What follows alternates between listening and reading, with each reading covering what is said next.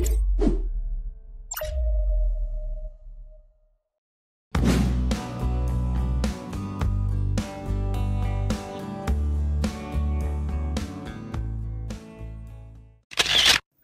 করেছেন আলোচিত মডেল অভিনেত্রী সানাই মাহবুব।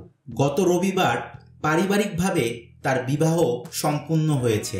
পাত্র সোহেল এফ খান সুইডেন প্রবাসী ব্যবসায়ী। বিষয়টি নিশ্চিত করেছেন সানাই নিজেই।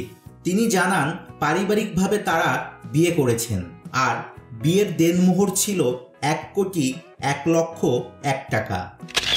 সানাই বলেন, বিয়ের সংবাদটি খুবই শীঘ্রই সবাইকে জানাবো। আমার বিয়ের দেনমোহর 1,01,00,000 টাকা।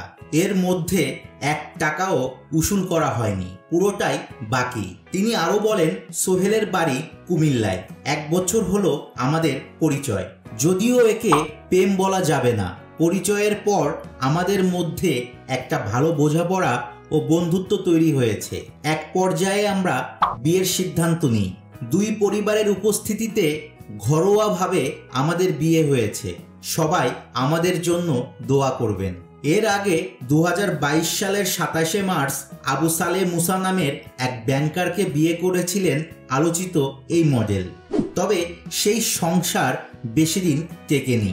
1 বছরের মাথায় তাদের বিবাহ বিচ্ছেদ হয়ে যায়। এরপর সানাই মন দেন চাকরিতে আর অনিয়মিত হয়ে যান ছবি অঙ্গনে।